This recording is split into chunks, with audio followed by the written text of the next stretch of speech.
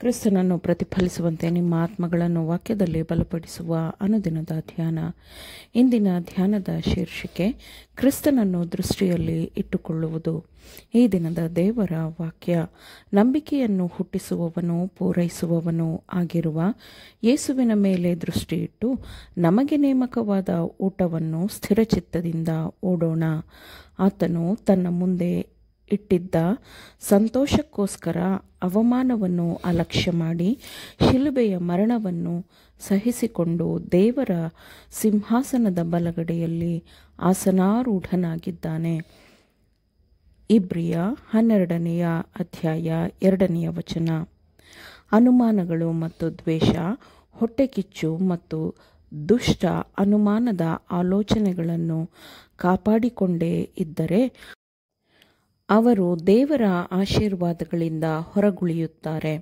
ಯಾಕೆಂದರೆ ಇವುಗಳನ್ನು ಪಾಲಿಸುವವರ ಹೃದಯದಲ್ಲಿ ದೇವರು ನೆಲೆಸಲು ಸಾಧ್ಯವಿಲ್ಲ. ಆತ್ಮವೆಂಬ ಆಲಯವು ಎಲ್ಲ ಕಲ್ಮಶಗಳಿಂದ ಶುದ್ಧೀಕರಿಸಲ್ಪಡಬೇಕು.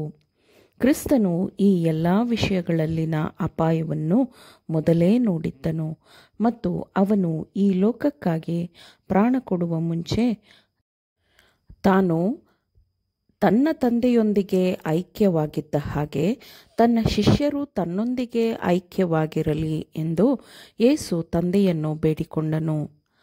ತನ್ನ ದ್ರಾಕ್ಷಿ ತೋಟದಲ್ಲಿ ತನ್ನ ಜೊತೆ ಕೆಲಸಗಾರರು ತನ್ನನ್ನು ಬಿಟ್ಟು ದೂರ ಹೋಗುವುದಕ್ಕಿಂತ ಹೆಚ್ಚು ಬೇರೆ ಯಾವುದೂ ದೇವರ ಆತ್ಮವನ್ನು ದುಃಖಕ್ಕೆ ಒಳಪಡಿಸುವುದಿಲ್ಲ. ಯಾಕೆಂದರೆ ಅವರು ಪಾಲಿಸುವ ಅದೇ ಮನೋಭಾವವು ಇತರ ಸಭೆಗಳಿಗೂ ಹರಡುತ್ತದೆ. ಅಂತಹ ಬೀಜವನ್ನು ಒಮ್ಮೆ ಬಿತ್ತಿದ ನಂತರ ಅದನ್ನು ನಿರ್ಮೂಲನೆ ಮಾಡುವುದು ಕಷ್ಟ. ಇವುಗಳನ್ನು ಸರಿಹೊಂದಿಸಿ ಮತ್ತೆ ಸಾಮರಸ್ಯ ಮತ್ತು ಶಾಂತಿಯ ಸ್ಥಿತಿಯನ್ನು ತರಲು ಸಮಯ, ಕೆಲಸ ಮತ್ತು ಬಳಲಿಕೆಯ ಅಗತ್ಯವಿರುತ್ತದೆ. ಸಭೆಯ ಐಕ್ಯತೆಗಾಗಿ ಸಮಸ್ತ ಪರಲೋಕವೂ ಕೆಲಸ ಮಾಡುತ್ತಿದೆ. ಕ್ರಿಸ್ತನ ಹಿಂಬಾಲಕರೆಂದು ಹೇಳಿಕೊಳ್ಳುವವರು ದೇವರನ್ನು ಬಿಟ್ಟು ಅಡ್ಡ ಉದ್ದೇಶಗಳಿಗಾಗಿ ಕೆಲಸ ಮಾಡುತ್ತಿದ್ದಾರೆ, ಏಕೆಂದರೆ ಅವರು ಆತನ ಬೋಧನೆಗಳಿಗೆ ಕಿವಿಗೊಡುವುದಿಲ್ಲ. ಆದರೆ ಅವರು ಎಲ್ಲರಲ್ಲಿಯೂ ಭಿನ್ನಾಭಿಪ್ರಾಯವನ್ನು ತರುತ್ತಾರೆ. ಓಟದಲ್ಲಿ ಓಡುತ್ತಿರುವವನು ತನ್ನ ಪಕ್ಕದಲ್ಲಿ ಮತ್ತು ತನ್ನ ಹಿಂದೆ ಬರುವ ಸಹ ಓಟಗಾರರು ತನ್ನನ್ನು ಹಿಂದೆ ಹಾಕುತ್ತಾರೆ ಎಂದು ಅವರ ಕಡೆಗೇ ತಿರುಗಿ ನೋಡುತ್ತಿದ್ದರೆ ಅವನು ಗೆಲುವನ್ನು ಕಳೆದುಕೊಳ್ಳುತ್ತಾನೆ. ನಂಬಿಕೆಯ ಕರ್ತೃವು ನಂಬಿಕೆಯನ್ನು ಪೂರ್ಣಗೊಳಿಸುವವನು ಆಗಿರುವ ಯೇಸುವನ್ನು ನೋಡುತ್ತಾ ನಶಿಸದ ಮಹಿಮೆಯ ಕಿರೀಟಕ್ಕಾಗಿ ಮನುಷ್ಯನು ಓಡಬೇಕು. ನಾವು ನಿರತವಾಗಿರುವ ಈ ಕೆಲಸವು ಶ್ರೇಷ್ಠವಾದದ್ದು, ಪರಿಶುದ್ಧವಾದದ್ದು ಮತ್ತು ಪವಿತ್ರವಾದದ್ದು ಆಗಿದೆ. ನಾವು ಒಂದು ಕ್ಷಣವೂ ಎಚ್ಚರ ತಪ್ಪುವ ಹಾಗಿಲ್ಲ.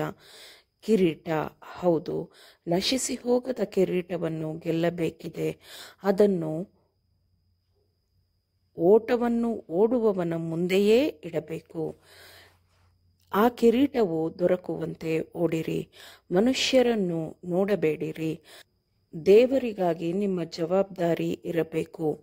ನಿಮ್ಮ ಕೆಲಸಗಳು ಹೇಗಿರುತ್ತದೋ ಅದಕ್ಕೆ ಸರಿಯಾಗಿ ಬರಬೇಕಾದದ್ದನ್ನು ದೇವರು ದೊರಕಿಸುತ್ತಾನೆ. ಯೇಸು ಕ್ರಿಸ್ತನ ಮುಖದಲ್ಲಿರುವ ಪ್ರಕಾಶಮಾನವಾದ ಕಿರಣಗಳನ್ನು ನಾವು ನೋಡುತ್ತಾ ಅದನ್ನು ಪಡೆದುಕೊಳ್ಳಬಹುದು. ನಮಗೆ ಎಷ್ಟನ್ನು ಸಹಿಸಲು ಸಾಧ್ಯವೋ ಅಷ್ಟನ್ನು ನಾವು ಸ್ವೀಕರಿಸುತ್ತೇವೆ. ಸಂದರ್ಭಗಳೊಂದಿಗೆ ಹೋರಾಡಿ ಜಯಿಸುವುದನ್ನು ನಾವು ನಿಲ್ಲಿಸಬಾರದು, ಆದರೆ ಕ್ರಿಸ್ತನನ್ನೇ ದೃಷ್ಟಿಯಲ್ಲಿಟ್ಟುಕೊಳ್ಳಬೇಕು. ಪರಿಶುದ್ಧಾತ್ಮನ ಮಾನಸಾಂತರದ ಶಕ್ತಿಯ ಮೂಲಕ ನಾವು ದೃಷ್ಟಿಸಿ ನೋಡುವ ಆಶೀರ್ವಾದಪೂರ್ಣ ಸ್ವರೂಪಕ್ಕೆ ನಾವು ಸರಿಹೊಂದುವಂತೆ ಆಗುತ್ತದೆ. ಗುಣಗುಟ್ಟಬೇಡಿರಿ ಅಥವಾ ದೋಷವನ್ನೇ ಹುಡುಕಬೇಡಿರಿ. ಕ್ರಿಸ್ತನನ್ನು ನೋಡುವ ಆತ್ಮದ ಮೇಲೆ ಕ್ರಿಸ್ತನ ಸ್ವರೂಪವು ಕೆತ್ತಲ್ಪಡುತ್ತದೆ ಮತ್ತು ಅದು ಮನೋಭಾವದಲ್ಲಿ, ಮಾತಿನಲ್ಲಿ, ನಮ್ಮ ಜೊತೆಯವರಿಗೆ ಮಾಡುವ ನಿಜವಾದ ಸೇವೆಯಲ್ಲಿ ಪ್ರತಿಫಲಿಸುತ್ತದೆ. ಕ್ರಿಸ್ತನ ಸಂತೋಷವು ನಮ್ಮ ಹೃದಯಗಳಲ್ಲಿದೆ. ಆ ನಮ್ಮ ಸಂತೋಷವು ಪೂರ್ಣವಾಗಿರುತ್ತದೆ. ಇದು ನಿಜವಾದ ಧರ್ಮವಾಗಿದೆ. ಅದನ್ನು ಆತ್ಮದಲ್ಲಿ ಹೊಂದಿಕೊಂಡು ದಯೆ, ವಿನಯ, ಪ್ರೀತಿಯಿಂದ ತುಂಬಿದವರಾಗಿ ನಡೆದುಕೊಳ್ಳೋಣ. ಈ ರೀತಿಯ ಪ್ರೀತಿಯು ಒಳ್ಳೆಯ ಕೆಲಸಗಳ ಮೂಲಕ ಹೊರಹೊಮ್ಮುತ್ತದೆ ಮತ್ತು ಪ್ರಕಟವಾಗುತ್ತದೆ. ಇದು ಲೋಕಕ್ಕೆ ಬೆಳಗುವ ಬೆಳಕಾಗಿದ್ದು ಇದು ನಮ್ಮ ಸಂತೋಷವನ್ನು ಪೂರ್ಣಗೊಳಿಸುತ್ತದೆ. ಆಮೇನ್. ದೇವರ ವಾಕ್ಯಗಳನ್ನು ಶ್ರದ್ಧೆಯಿಂದ ಆಲಿಸುವವರು ಮಾತ್ರವೇ ಆಗಿರದೆ ಪಾಲಿಸುವವರೂ ಆಗಬೇಕೆಂದು ನಿಮ್ಮನ್ನು ಉತ್ತೇಜಿಸುತ್ತೇನೆ. ಪರಿಶುದ್ಧಾತ್ಮನ ಸಹಾಯದಿಂದ ಆಲಿಸಿದ ನಿಮ್ಮೆಲ್ಲರಿಗೂ ಧನ್ಯವಾದಗಳು. ಮತ್ತೆ ದೈನಂದಿನ ಧ್ಯಾನಕ್ಕಾಗಿ ನಾಳೆ ಸಂಧಿಸೋಣ. ಆಮೇನ್.